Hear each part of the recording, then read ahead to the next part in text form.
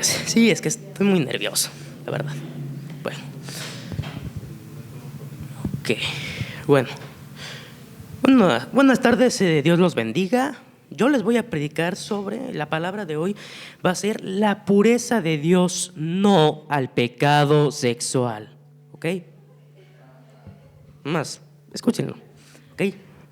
Para empezar vamos a ir al libro de Job, capítulo 31, versículo 1. Y le voy a pedir al hermano Juan que si me pueda ayudar a leerlo. Es Job 31:1.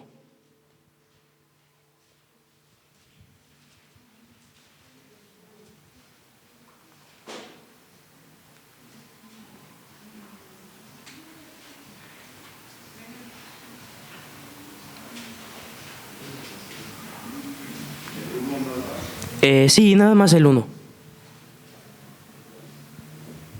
Hice pacto con mis ojos. ¿Cómo pues había yo de negar a una virgen? Ok, esto es lo que dice la reina. La NTV dice: hice pacto con mis ojos de no mirar con codicia sexual a ninguna joven. Ok, a ver, quiero preguntarles, cuando a usted le dicen la pureza de Dios, ¿qué es lo que significa la pureza de Dios? ¿Qué es lo que usted entiende cuando le dicen tienes que estar en la pureza de Dios o tienes que ser puro como Dios? Ok. Y cuando le están diciendo ser puro sexualmente, ¿qué es lo que se refiere?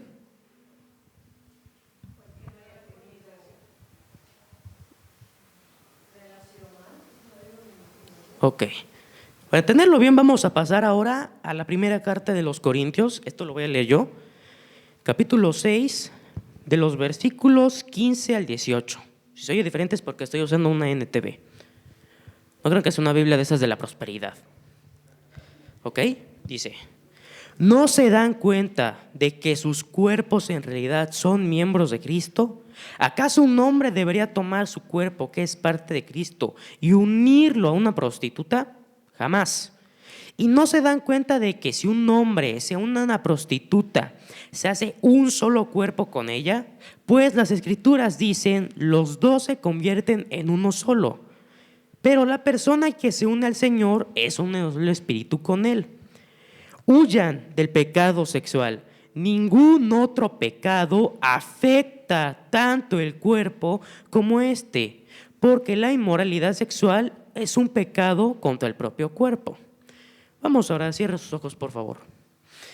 Padre Celestial, te agradecemos la oportunidad de poder estar aquí reunidos, Señor, de poder congregarnos y también la oportunidad de poder juntarnos todos los domingos aquí. Te pedimos, Señor, de que esta enseñanza nos sirva para dar testimonio, Dios, y para poder, Señor, seguir y correr el camino, Dios, para llegar a la meta que es a nuestra morada contigo, Señor. Permite, Dios, de que esta palabra nos ayude también a ver, Dios, de que la debilidad que sufrimos, Dios, nunca va a ser tuya, Dios, y que tú serás la fortaleza. Te damos gracias, Señor, y te bendecimos en el nombre de Jesús. Amén. Ok, el sexo no es algo que solo sucede, es una decisión. Sí, porque hay mucha gente que dice que cuando una persona tiene intimidad con alguien más es porque fue en el calor de momento, sí, que nomás así como que, es que pues la vi, me gustó, empezamos a charlar y ya cuando me di cuenta pues ya estábamos ahí. No, la Biblia hasta lo contradice. Para eso vamos a ir a leer Proverbios 7, capítulo 7 de Proverbios, versículos 7 al 23. Este ya debe sonarles conocido. De hecho, es muy, muy conocido en los proverbios. Es advertencias sobre las mujeres inmorales. Dice: vi a unos muchachos ingenuos, a uno en particular que le faltaba sentido común. Cruzaba la calle cercana a la casa de una mujer inmoral y se paseaba frente a ella. Era la hora del crepúsculo, al anochecer mientras caía la densa oscuridad. La mujer se le acercó vestida de manera seductora y con corazón astuto. Era rebelde y descarada, de esas que nunca están conformes con quedarse en casa. Ay, mis vecinas son así, qué mal. Suelen frecuentar las calles y los mercados, ofreciéndose en cada esquina. lo rodeó con sus brazos y lo besó, y mirándolo con descaro le dijo: acabo de hacer mis ofrendas de paz y de cumplir mis votos.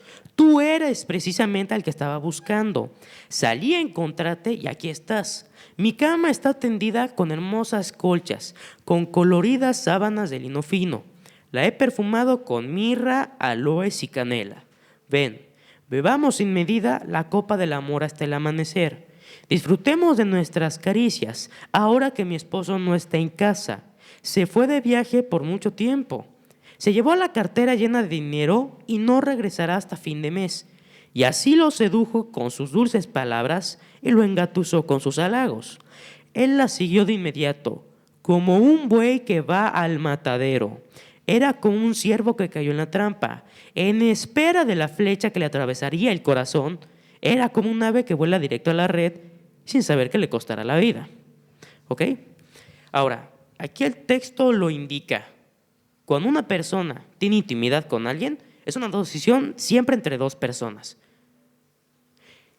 Si tener relaciones sexuales solo fuera de una persona, seríamos seres asexuales, pero Dios diseñó al cuerpo del hombre y de la mujer para que entre ambos pudiera haber, pues, procreación, es decir, crear hijos.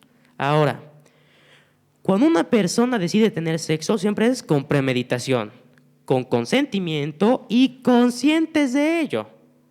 ¿Por qué con premeditación? Porque aquí el texto dice que el joven, al que le faltaba sentido común, cruzaba la calle cercana a la casa de una mujer inmoral y se paseaba frente a su casa. No es que por de casualidad iba pasando ahí por el vecindario y a lo mejor se paró ahí enfrente de la casa, a lo mejor encontró una moneda ahí en el piso, se agachó, levantó y casualmente es cuando está saliendo la mujer. No, aquí dice que ya la estaba esperando, andaba rondando la casa. Ahora, la mujer también hizo lo mismo porque dice que se vistió de manera seductora, con corazón astuto y además de forma descarada, o sea, lo estaba seduciendo, así que como que no creo que haya sucedido así por accidente. De hecho, es más, la Biblia no lo dice. Ahora, siguiente, con consentimiento. De no haber sido así, esto ya habría sido un caso de violación. Pudo haber sido tanto de parte del joven como de parte de la mujer, pero no. Ambos tenían un deseo, estar con el otro. Por lo tanto, esto significa que ambos consentían en el acto. Y a pesar de que aquí dice que la mujer era casada, aquí ya está diciendo que ella estaba casada. Es más, hasta dijo: ahora que mi esposo no está en casa. Se fue de viaje por mucho tiempo. Tanto la mujer sabía que su esposo no estaba en casa y tanto el joven sabía eso. Y eso hace que sean conscientes de ello. ¿Ok? Una acción como esta siempre es realizada por la voluntad propia de un ser humano y en este caso lo que deseaba el joven, pues estar con la mujer y la mujer deseaba seducirlo. Ahora, ¿por qué el sexo es una decisión? En primer lugar, porque no somos animales. A ver, un perro, por ejemplo, se reproduce por instinto. Cuando es la época del celo, en este caso, pues un perro va a buscar una perra y ya se cruza con ella. Y en cuanto la deja, a lo mejor va y se encuentra con otra. Él no lo piensa, nada más lo actúa, porque para él no es algo especial, es algo que le dicta su naturaleza. No hay ni emociones ni sentimientos y no se forman lazos con la hembra. Pero una persona, en cambio, sí piensa y decide sus acciones. Hace poco leí que en una entrevista a una doctora llamada Ruth, no recuerdo bien su apellido, la verdad, estaba dando una plática universitaria sobre educación sexual.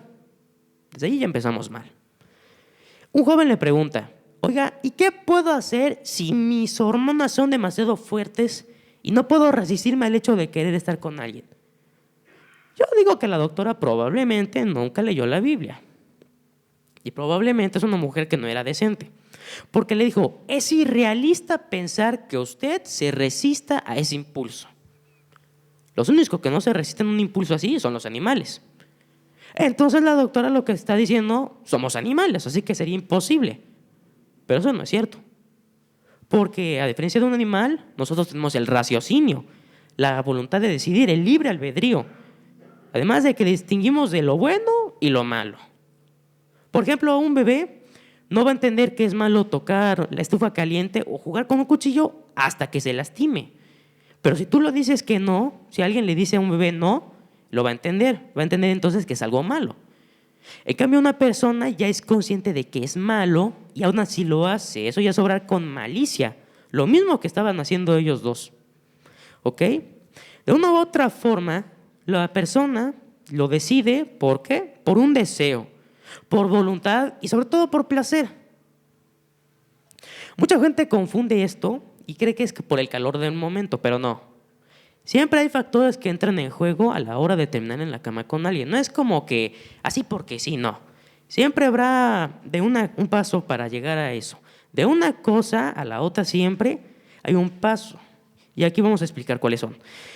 Los pasos es que el sexo crea vínculos en el cerebro. ¿Y cómo los crea? Fácil. El primero, la oxitocina o la hormona del abrazo. Esa ya todo el mundo la debe conocer, porque eso ya lo enseñaron en la escuela. Este es un químico que se libera antes y durante el acto sexual, cuyo propósito es crear un vínculo de afecto. Esta hormona es la que hace que las personas sientan cariño, amor. Es el mismo químico que una mujer libera cuando está amamantando al pequeño. Ahora, este químico es el que se libera en el cerebro de la mujer. Luego, la vasopresina, que es de hecho pues el mismo químico, nada más que ahora en el cerebro del hombre.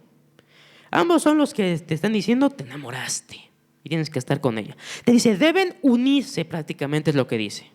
Luego, la dopamina, o conocida como la hormona del placer. Este químico lo que libera es cuando hay una experiencia muy gratificante. Este químico lo que libera es placer para que se sienta bien. Es como una droga que te está pidiendo más.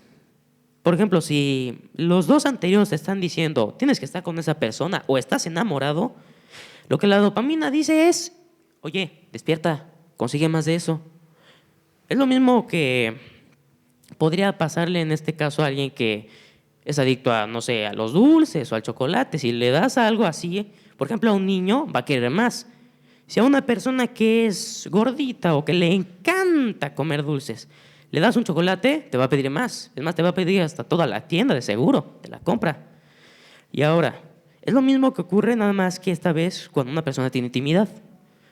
Y por último, la norepinefrina. La llaman la hormona de la memoria. Este químico fija recuerdos altamente emocionales en el cerebro. Es decir, si hay algo que es muy, muy alto emocionalmente que pasa, esta hormona es como el pegamento y lo que hace es que pega en el cerebro y ahí fija la imagen para que la recordemos. Y no es que se vaya a ir tan fácilmente, ahí se va a quedar. Así que cuando una persona tiene intimidad, es un hecho altamente emocional, porque hay sentimientos encontrados ahí. Así que lo que hace es que la norepinefrina toma eso, estas imágenes, estos recuerdos, esos momentos, y los va a dejar ahí fijos en el cerebro. Ahorita vamos a ver que eso dicen algunos, ¡ay, es muy bonito! Sí, muy bonito hasta después. Es porque no saben lo que pasa después. ¿Por qué? Porque esto es prácticamente, parece que la gente confunde el sexo con una tarjeta de crédito. Disfrutas ahora y pagas después. Pero ¿qué tan alto vas a pagar? Es lo que nadie se ha preguntado. ¿Qué tan alto es el costo que voy a pagar? Es lo mismo que deberíamos preguntarnos en cualquier otro pecado. Tal vez mentiste y se sintió bien. Tal vez robaste y se sintió bien porque además nadie te dijo nada. Pero la vez que te descubran, ¿qué tan alto va a ser? La próxima vez que pase, ¿qué tan alto va a ser el costo? ¿Qué tan graves serán las consecuencias? ¿Nada? ¿Nadie le ha pasado algo así, que no pensaron bien las cosas? Obviamente todo el mundo sabe que hay consecuencias. De lo contrario, nadie sabría que son cosas malas. Ahora, el segundo punto es que Dios advierte acerca de las consecuencias. Por eso el sexo es una decisión, porque se hace con conocimiento. Si una persona se va a una playa, por ejemplo, donde hay tiburones y hay un letrero que dice prohibido nadar o peligro, zona de tiburones, sabe que las consecuencias van a ser que probablemente te ataque un tiburón, lo que significa que va a estar mal nadar en esos lugares. Dios hace lo mismo en la Biblia. Las consecuencias de una relación, como la de la mujer adúltera, siempre destruirán al hombre. Proverbios 6:32 lo dice. Pero el hombre que comete adulterio es un necio total porque se destruye a sí mismo. Porque de todos los pecados que existen, el pecado sexual es el que daña a uno solo, en el propio cuerpo. El pecado sexual siempre se ha arraigado a la codicia y a la concupiscencia. ¿Por qué? Porque, por ejemplo, una persona, un hombre, si va caminando por la calle y ve a una mujer que a lo mejor se le hace muy bonita, a lo mejor la ve y a lo mejor está casado y empieza a imaginar cosas. Eso ya es lujuria. Y la lujuria es codiciar algo que no es tuyo. Y Jesús ya lo condenó en la Biblia. Todo aquel que codicia a una mujer ya adulteró con ella en su corazón. El adulterio es pecado. Y si la lujuria lleva al pecado del adulterio, la lujuria también es pecado.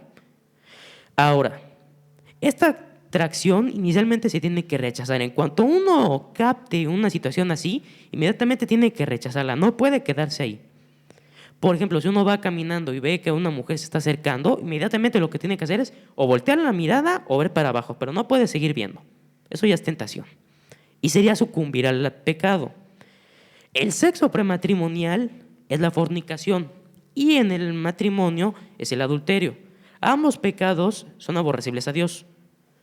Primera de Corintios, capítulo 6, versículos 9 al 10, dice: ¿no sabéis que los injustos no heredarán el reino de Dios? No erréis, ni los fornicarios, ni los idólatras, ni los adúlteros, ni los afeminados, ni los que se echan con varones, ni los ladrones, ni los avaros, ni los borrachos, ni los maldicientes, ni los estafadores heredarán el reino de Dios.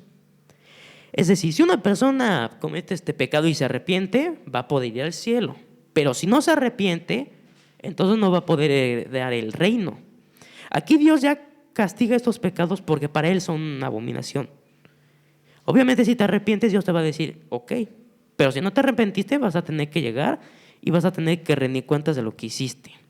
Ok, estas son las razones por las que tener una intimidad con alguien es una decisión. Ahora, ¿qué consecuencias trae esto? Porque todo el mundo sabemos que las películas lo hacen ver como algo muy bonito tener sexo, lo hacen ver algo que es feliz, que te hará sentir bien, que te hace sentir maravilloso, que es cuando estás enamorado. Pero en las películas yo digo que a lo mejor se les olvidó ponerte qué va a pasar si no te cuidas. Primero, aumenta posibilidades para contraer una ETS o una enfermedad de transmisión sexual, lo que es obvio. Y es que lo más curioso es que de estas ETS son 25, de esas 25, 19 no tienen cura. Y eso porque son virus, y un virus no lo vas a curar. Como el SIDA, el VIH, el virus del papiloma humano, esas son enfermedades que son virus, esas no las van a poder curar y hasta ahora no hay curas. Ahora, una ETS a veces se relaciona al cáncer. Ciertas clases de ETS se pueden relacionar a ciertos tipos de cáncer. Puede ser al cáncer de boca, al cáncer de próstata, al cáncer de mama, hay muchos. Estas son consecuencias muy atroces. Ahora, esto es solo el principio, Tener sexo prematrimonial puede afectar a la salud mental. ¿En qué? Porque si una pareja tal vez rompe, en especial en los adolescentes ocurre lo siguiente.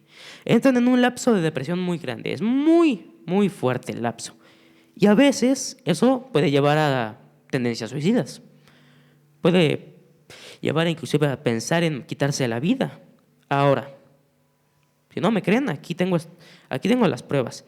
Los adolescentes que tienen relaciones sexuales tienen a enfrentar mayores posibilidades de intentos de suicidio, según un estudio que se realizó en el 2019 a más de 100,000 participantes de entre los 12 y los 15.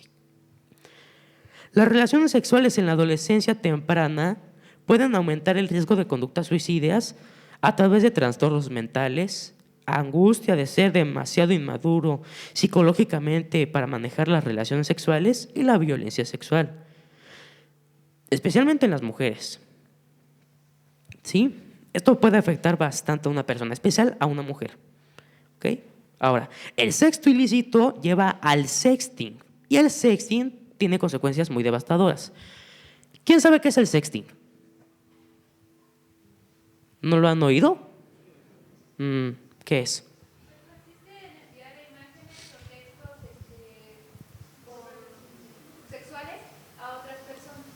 Bueno, ok.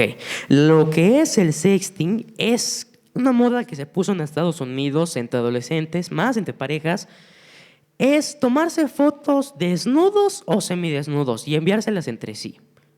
Ahí les preguntaron, lo ven como una diversión así sana, o sea, como que no afecta a nadie, nada más es entre mi novia y yo, o solamente es para divertirnos, es la adrenalina del momento. ¿En serio? En el año 2005, en Florida, una joven se suicidó después de que fotos como esas fueran subidas al internet por su novio. Y lo que suban al internet ahí se va a quedar para siempre. Porque, por ejemplo, a ver, ¿a quién le gustaría de aquí, de los que son adolescentes, que cuando tengan, no sé, 30, 35 o 40 años, un día sus hijos vean una foto de ustedes en internet y les pregunten, oye papá, ¿y por qué estás ahí? Oye mamá, ¿eres tú? ¿Cómo les van a explicar que están ahí? ¿Qué les van a decir cuando pase eso? Van a tener que decirles lo que pasó. Y eso lo puede ver cualquier persona. Y esto puede conducir también a la trata de blancas. Porque si alguien con la mente enferma lo ve, inmediatamente van a pensar, te puede contactar y finalmente va a terminar todo mal. Esas son consecuencias graves. Así que no creo que sea diversión así, ustedes digan que es sana, la verdad no. Ahora, la masturbación no es pureza sexual. ¿Por qué? Porque también hay adolescentes que dicen, pero masturbarse no es malo. Hasta en la escuela te lo dicen, no está mal. ¿En serio? Hay gente que dice que es posible, y si es posible, masturbarse y no estar fantaseando. Lo puedes hacer con tu mente limpia, pero toma mucho tiempo. ¿Por qué? Porque el cerebro es como el motor. Y un motor lo que necesita para arrancar es combustible. En este caso, todas esas imágenes sexuales, recuerdos, todas aquellas escenas, tal vez de películas o revistas, empiezan a quedarse aquí. Y si uno les empieza a recrear, el motor arranca, que es el cerebro, y empieza a acelerar muy rápido. Eso es fantasear. Y esas fantasías son lujuria. La lujuria es pecado. Y si la lujuria es pecado, y para poder autogratificarse hay que tener esas fantasías, entonces la masturbación es pecado, no es puro sexual, aunque no haya relación entre ambas personas. El último punto es el más evidente, obviamente, es que la masturbación, la pornografía afecta a la vida sexual. Obviamente esas son encuestas que se le han hecho a personas. Parejas que ven pornografía han dicho que no es tan, ¿cómo decirlo?, bonito cuando ya están juntas. Es más, como la pornografía es una forma es codicia, en especial en los hombres se quedan sumergidos tanto en eso, con el tiempo ya no se les hace deseable estar con su esposa, ya tienen sus fantasías propias. Pero la verdad no es muy bonito, porque además ya lo han dicho, ver pornografía te toma unos 20 segundos, pero borrarla toma 20 años. Pero de hecho borrarla no toma 20 años, tal vez hasta nunca se borre, porque es algo muy fuerte. Y muchas personas por andar metidos en estas cosas terminaron haciendo terribles decisiones. Ahora, una pregunta que hay que plantearse ahora sería, si el sexo solo sucediera, ¿por qué Dios nos pediría protegerlo? Algo tan valioso que da vida a un ser vivo. ¿Por qué Dios lo pediría proteger? Porque si el sexo no es una decisión y solo ocurre, no tendríamos por qué estar celebrando cumpleaños, no tendría que ser especial que yo haya nacido, ni que mi hermana, ni que nadie hubiera nacido. O sea, sí, nacieron por el sexo, pero el sexo no es especial. No tendría que ser algo especial para las personas, no sería una forma de unirse. Lo verían como un pasatiempo cualquiera, como si fuera leer, dormir, ver televisión. Eso no es especial. No sería tan deseable. Obviamente en una forma incorrecta, pero en el cine ya te han hecho ver que es algo muy deseable y que tienes que experimentarlo. Si no fuera una decisión, no tendría por qué ser así. Lo harían ver como cualquier otra cosa de tu vida. Y si no fuera una decisión, Dios no lo mencionaría tanto en la Biblia y no insistiría en cuidarlo tanto como en nuestra propia vida. Dios en la Biblia enfatiza bastantes veces no al pecado sexual. Lo explica de ciertas maneras. Hay muchas consecuencias. Y en el Éxodo ya se explican las consecuencias de haber cometido esos pecados. ¿Ok? Pero aquí lo que nos interesa es la pureza de Dios. Así que, ¿cómo nos vamos a proteger o cómo protegeremos la pureza. Porque eso es lo difícil en una batalla como esta. Es lo difícil más, ¿cómo se dice? Lo más complicado, en especial para un varón, protegerse. El primer punto es, hice pacto con mis ojos. Job 31:1 dice, hice pacto con mis ojos de no mirar con codicia sexual a ninguna mujer. Ahora, la mejor manera de hacer un pacto con nuestros ojos es que no hayan ni pasiones ni pecados sexuales ocultos. Desear a una mujer, la pornografía, la masturbación, una aventura, etc. Esos son pasiones y pecados ocultos. La mejor manera de protegerse es que no lo hayan. Ahora, Job no conocía el libro de los Proverbios, pero él sabía las consecuencias de dicha conducta. Es más, de hecho, Job ni siquiera estaba cuando se escribieron los 10 mandamientos, probablemente. Él todavía no había, él ya desde antes de esa época. Pero en su cultura, Job ya sabía que el pecado sexual era castigable, era muy atroz en su cultura. Por lo tanto, no necesitaba conocer los 10 mandamientos para saber de ello. Además, aquí se caía, porque Job tuvo una relación con Dios muy valiosa. Ahora, Proverbios 6:32 al 35 también lo advierte. Mas el que comete adulterio es falto de entendimiento. Corrompe su alma el que tal hace. Heridas y vergüenzas hallará, y su afrenta nunca será borrada. Porque los celos son el furor del hombre, y no perdonará en el día de la venganza. No aceptará ningún rescate, ni querrá perdonar, aunque multiplique los dones. Cualquier otro pecado como robar, mentir, lo puedes en teoría compensar. En teoría, si robas algo, lo puedes compensar el valor que robaste. Si mentiste, puedes, por ejemplo, reparar el daño diciendo la verdad. Pero cuando una persona engaña a su pareja en el matrimonio, ¿cómo lo van a recompensar ahí? Eso no es algo que puedes reemplazar, porque son personas. Las personas no se pueden reemplazar. ¿Cómo reemplazaría a una persona en un pecado así? Es algo que no se va a olvidar nunca. Si una persona comete adulterio, la otra parte nunca la va a olvidar, se va a quedar ahí presente. Y en el cielo Dios también te va a decir, no olvides que hiciste esto. Si no te arrepentiste, te va a decir, ¿por qué no te arrepentiste y cometiste este pecado? Lo vas a tener que recordar toda tu vida, aunque hayas buscado el perdón. Y si Dios te perdonó y esa persona también, aún así lo vas a recordar. Es muy terrible las consecuencias que puede causar la codicia, la lujuria y todo por no tener las bases firmes en Dios. Ahora, ¿cómo proteger? El segundo punto para proteger nuestra pureza, esta parte es de hecho más para los varones, es proteger el corazón de ella. Es decir, en el corazón de la mujer. Ahora, el consejo es, tome decisiones firmes y claras. No se aprovechen ni de su dolor ni de las heridas de una mujer. A ver, ¿qué tendría de varonil? ¿O ustedes creen que sería un verdadero hombre aquel que encuentra a una joven que tal vez está muy lastimada, la trataron mal antes, y que sale con ella, pero que a cambio le dice que lo va a tener que dejar tocarla? Si la verdad la amara, no le pediría eso, es más, la protegería. ¿Ok? Un ejemplo para tomar decisiones muy firmes está en el segundo libro de Samuel, del capítulo 23, versículos 9 al 10. Después de Eleazar, hijo de Dodo, a Ohita, uno de los 3 valientes que estaba con David, cuando desafiaron a los filisteos que se habían reunido allí para la batalla y se habían alejado los hombres de Israel. Se levantó e hirió a los filisteos hasta que su mano se cansó y quedó pegada su mano a la espada. Aquel día Jehová dio una gran victoria y se volvió el pueblo en pos de él tan solo para recoger el botín. Aquí tal vez no hay ejemplos de que se mantuvo puro sexualmente, pero hay un ejemplo bastante útil. Se mantuvo firme.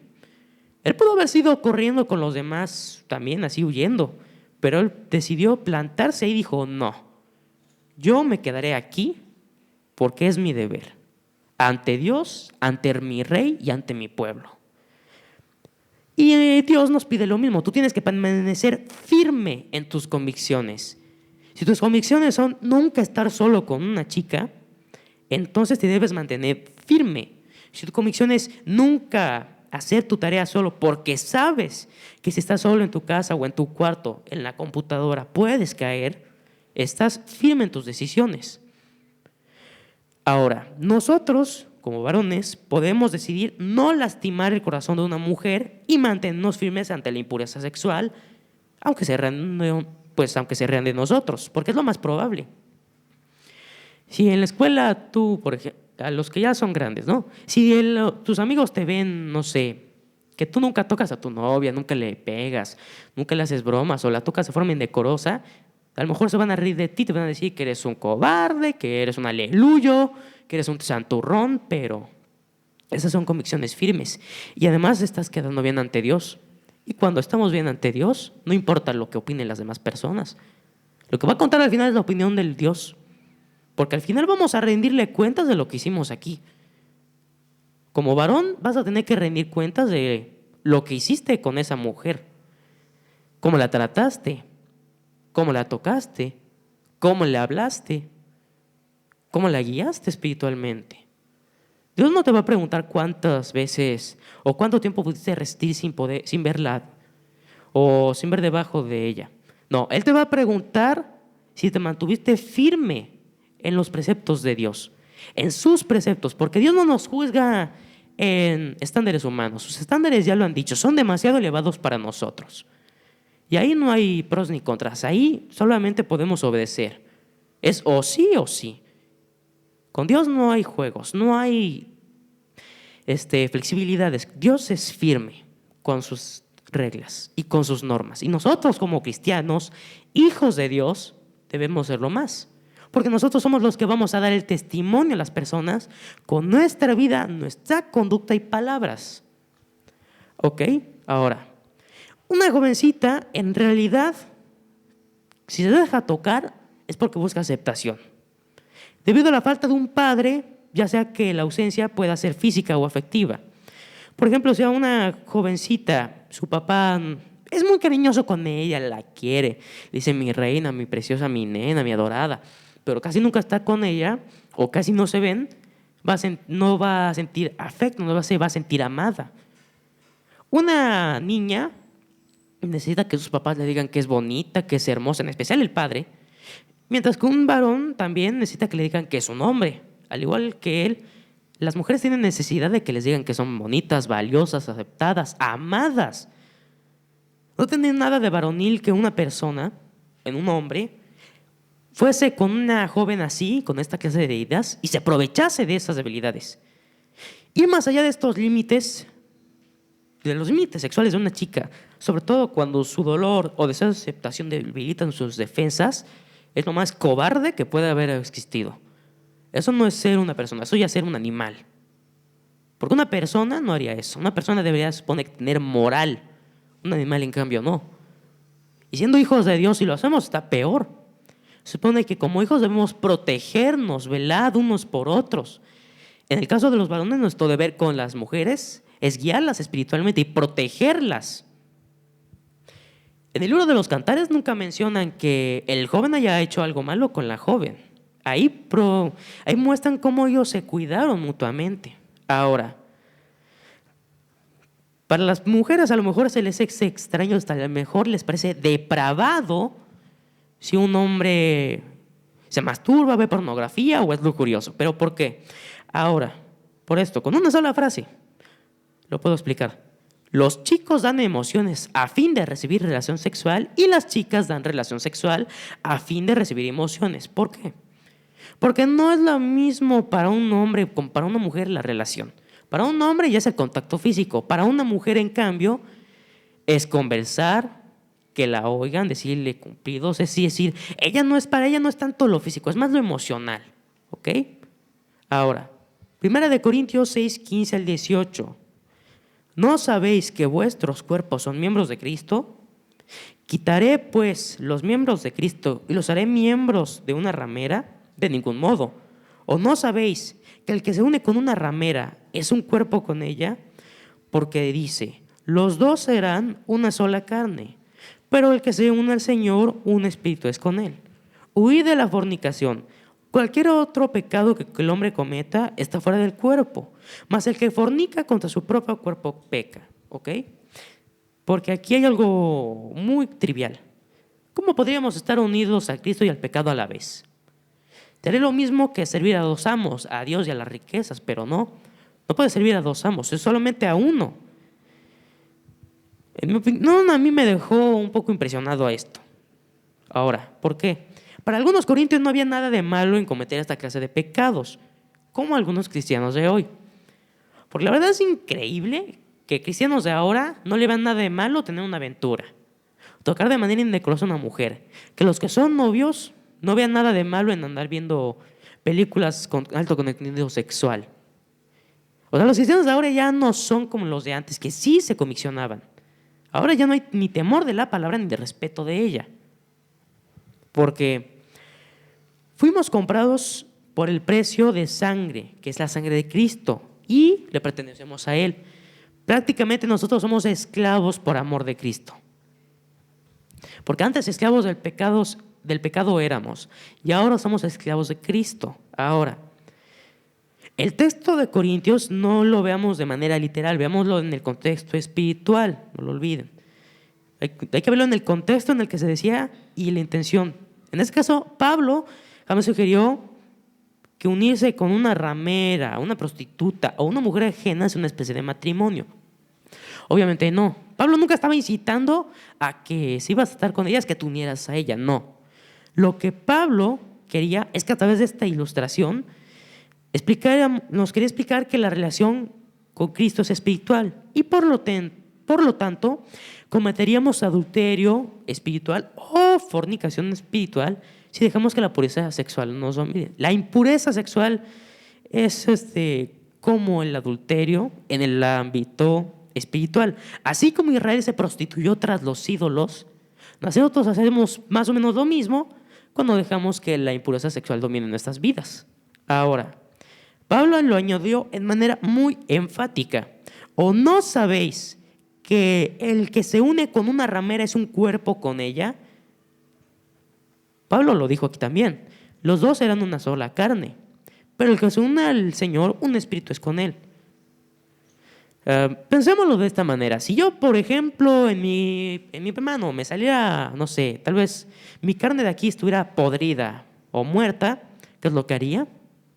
Obviamente no la voy a dejar. Lo más fácil que es que haga, o lo más lógico que es lo que hago, me amputo esa parte, la quito de mí, la desecho, porque eso me puede infectar más o me afecta a mi salud. Pues en el caso de la impureza sexual es así, pero ¿cómo podríamos separar el espíritu? Una cosa es separar la carne, ya otra cosa sería separar el espíritu. El argumento que Pablo usa es por huir de la fornicación. Porque cuando hay unión en el acto sexual, ¿qué implica? Que cuerpo y alma son igual que mente y espíritu, en ámbito físico y espiritual.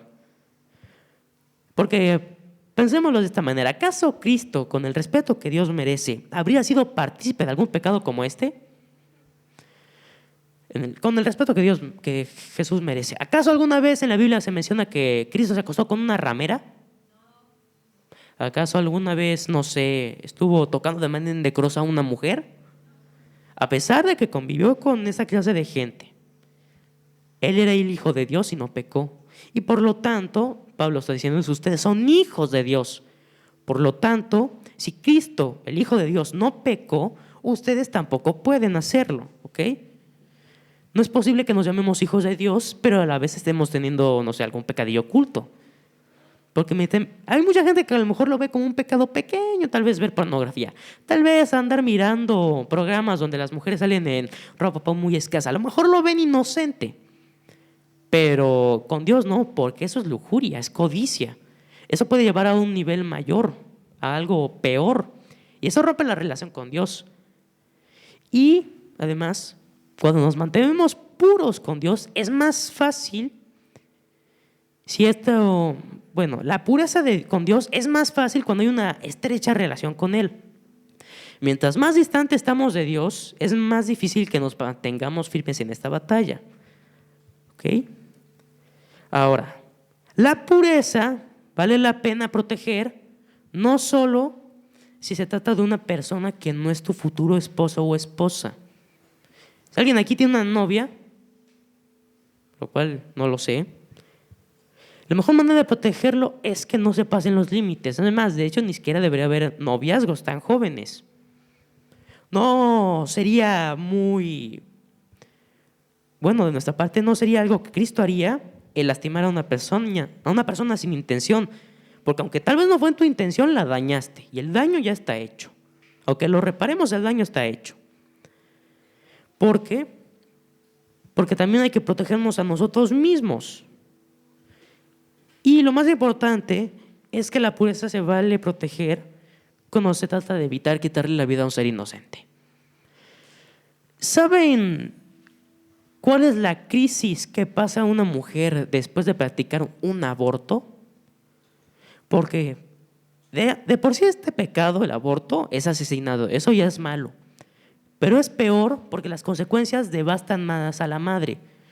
Es un tiempo muy doloroso de angustia, de culpa y sobre todo de vergüenza. Se sienten muy mal porque le quitaron la vida a un bebé. Ahora, ¿por qué nos pide Dios que protejamos nuestra pureza? Porque dice en el Salmo 24, de hecho,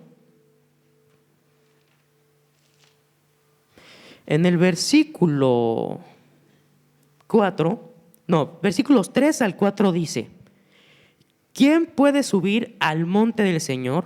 ¿Quién puede estar en su lugar santo?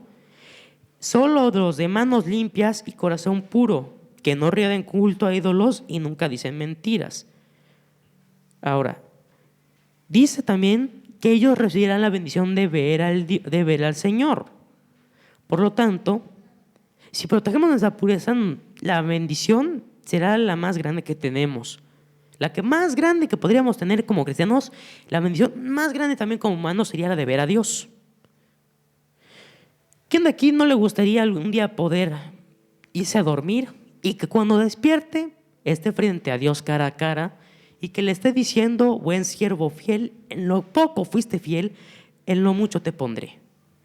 A mí me gustaría llegar al cielo y poder llegar ante Dios y decirle: he peleado la buena batalla, he corrido la carrera y he permanecido fiel. La mayor recompensa que podríamos recibir es la vida eterna y estar con Dios. Además, podríamos evitarse tanto dolor y asesinatos si tan solo viviéramos bajo los estándares de la pureza de Dios. Aquí en este país nos ahorraríamos demasiados problemas, y es más, las congregaciones también, las familias, se ahorrarían demasiados problemas también, como el divorcio, la separación, si tan solo las personas vivieran bajo la pureza de Dios, siguiendo sus estándares, siendo fieles a la palabra de Dios, siendo fieles también a esas personas que son su esposa o esposo, porque además solo son una sola carne.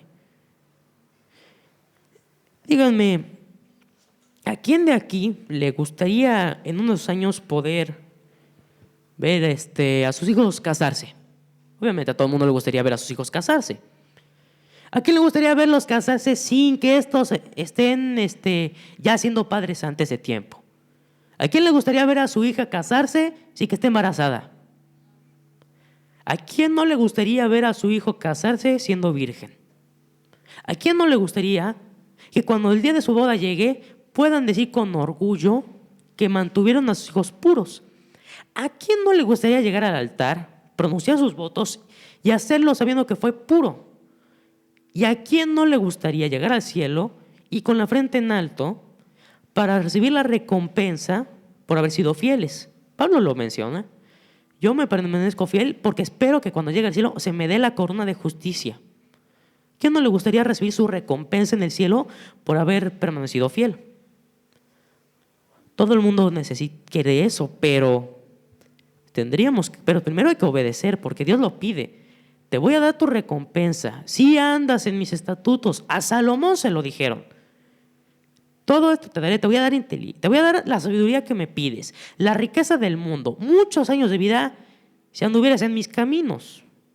Cualquier cosa que hagamos bajo la dirección de Dios siempre nos hace prosperar. Además, la definición del amor de Dios lo define como proveer y proteger. Si protegemos el corazón de esa personita, entonces Dios nos va a proveer, nos hará prosperar. Porque no creo que sería bonito, o no creo que ustedes pensarían bien de mí si yo, no sé, terminara haciendo algo como eso. ¿A quién le gustaría de aquí ver a uno de los líderes, a uno de sus hijos, a un amigo o a un familiar enfermo de SIDA?